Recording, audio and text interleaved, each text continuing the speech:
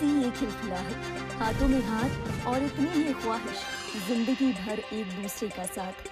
25 साल का मनीष अपनी प्रेमिका से इतना प्यार करता था कि घर, परिवार, समाज और उसके कायदे सब उस पर कुर्बान। 7 साल तक दीवानों की तरह मोहब्बत करता रहा और फिर एक दिन कुछ ऐसा हुआ कि मनीष ने पहले अपने हाथों से अपनी प्रेमिका को गोली मारी और फिर खुद को गोली मारकर हमेशा के लिए इस दुनिया को अलविदा कह दिया। मनीष का आखिरी पैगाम था, अगर सच्चा प्यार करो तो निभाओ, धोखा मत दो। इस कहानी की शुरुआत होती है साल 2018 से। ललितपुर शहर में रहने वाला मनीष अपने पड़ोस की एक लड़की के प्यार में पड़ गया। हल्की फुल्की बातचीत से शुरू हुआ ये प्यार परवान चढ़ने लगा, साथ घूमने फिरने से लेकर जीने मरने की कस्मों तक। लड़की ने MBA शुरू किया तो प्रेमी ने कहा कि तू पढ़, मैं सब संभाल लूंगा। सरकारी विभाग में बुलेरो चलाने वाले मनीष ने हर मोड़ पर प्रेमिका का साथ देने का वादा किया, लेकिन कहानी में एक ऐसा मोड़ आया जब मनीष के घर वालों ने उसकी जबरदस्ती शादी कर दी। दरअसल मनीष के घर वालों को इस अफेयर की खबर लग गई थी। इसके बाद उन्होंने मनीष की शादी किसी और लड़की से तय कर दी। शादी के 2 महीने ही बीते थे कि मनीष को एहसास हुआ कि वो अपनी प्रेमिका के बिना नहीं रह सकता। वो अपनी प्रेमिका को चाहकर भी भूल नहीं पा रहा था। उसने साफ कह दिया कि जिसे दिल दिया है उसके बिना जीना अब नामुमकिन है। परिवार वालों ने उसे समझाया, घर पर झगड़ा हुआ, पंचायतें भी बैठी, लेकिन आखिरकार मनीष ने अपनी पत्नी को तलाक दे दिया। 2.5 लाख रुपए लौटाए, दहेज का सामान वापस किया, यहाँ तक कि अपने घर वालों से भी नाता तोड़ दिया। अपनी शादी के टूटने के बाद मनीष को लगा कि सब कुछ ठीक हो जाएगा, उसकी प्रेमिका दोबारा उसे अपना लेगी। लेकिन प्रेमिका, जो कि अब बुंदेलखंड यूनिवर्सिटी में MBA की छात्रा थी, उसने पहले ही मनीष से दूरी बनाना शुरू कर दिया था। प्रेमिका की ये बेरुखी मनीष को जरा भी रास नहीं आई। दिवाली के बाद से मनीष उसे लगातार फोन करता रहा, लेकिन प्रेमिका ने कोई जवाब नहीं दिया। मनीष को लगा था कि प्रेमिका का कहीं और अफेयर चलने लगा है। मनीष ने अपने दोस्तों से कहा, अगर वो मेरी ना हो सके तो मैं उसे किसी का भी होने नहीं दूंगा। बात 9 नवंबर की है जब मनीष ने अपनी प्रेमिका को आखिरी बार फोन किया, उससे मिलने की मिन्नतें की, कहा कि एक बार मिल लो, सिर्फ एक बार मिल लो, फिर कभी नहीं कहूंगा। मुझे नहीं मिलना, आखिरी बार, पक्का। ठीक है। मनीष के लाख मनाने पर, आखिरी बार मिलने पर प्रेमिका मान गई। दोनों ने यूनिवर्सिटी के पास ही एक रेस्टोरेंट में मिलने का तय किया। चश्मिदीदों की माने तो दोनों ने खाने का ऑर्डर दिया, लेकिन दोनों की प्लेटें अधूरी ही रह गई थी। खाने के बीच ही दोनों के बीच एक बार फिर से बहस शुरू हो गई। शायद पुराने गिले शिकवे फिर से आड़े आ गए थे। दोनों वहां से निकलने लगे। मनीष की प्रेमिका ने कहा कि अब वो उससे कोई राब्ता नहीं रखना चाहती और हॉस्टल की तरफ बढ़ती चली गई। मनीष ने पीछे से उसे जोर से पुकारा, रुको, तुम्हें कुछ देना है। और फिर जैसे ही लड़की ने मुड़कर देखा, कुछ ऐसा हुआ जिसकी किसी ने कल्पना भी नहीं की थी। मनीष के हाथ में बंदूक थी। मनीष की बंदूक से 2 गोलियां निकली। पहली गोली निकली तो प्रेमिका के सीने में जाकर लगी, वो वहीं जमीन पर गिर गई, और दूसरी गोली मनीष ने अपने नाम चलाई।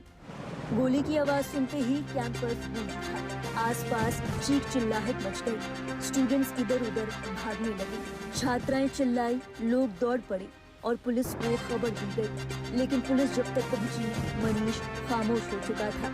हालांकि मनीष की प्रेमिका की सांसें अब भी चल रही थी। उसे उठाकर अस्पताल ले जाया गया। डॉक्टर्स ने बताया कि गोली लड़की के सीने को चीरते हुए रीढ़ में फंस गई है। उसका निचला हिस्सा काम नहीं कर रहा था। देर रात उसे भोपाल एम्स में रेफर किया गया। वहीं मनीष की लाश पोस्टमार्टम के बाद उसके घर ललितपुर भेजी गई। पुलिस को मौके से मनीष का बैग मिला। इस बैग में तमंचा और कारतूस थे, लेकिन असली रहस्य उस फेसबुक रील ने खड़ा कर दिया जो घटना से 2 घंटे पहले प्रेमिका की ID से पोस्ट की गई थी। 44 सेकंड की इस रील में दोनों की पुरानी तस्वीर थी और बैकग्राउंड में गाना चल रहा था। मोड़ पे आखिरी मैं रह गया, पहले दिल बाद में घर चल गया। इस रील का कैप्शन था, 7 साल पूरे हुए, अगर सच्चा प्यार करो तो निभाओ।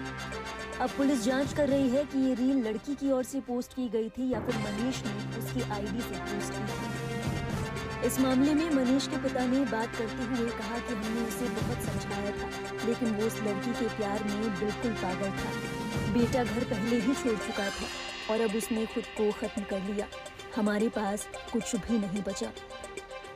इस मामले में पुलिस की जांच जारी है। पुलिस को शक है कि मनीष ने वारदात के पहले ही पूरा प्लान बना लिया था और दीपावली से पहले ही तमंचा खरीद चुका था। वो लगातार हॉस्टल के आसपास मंडरा रहा था।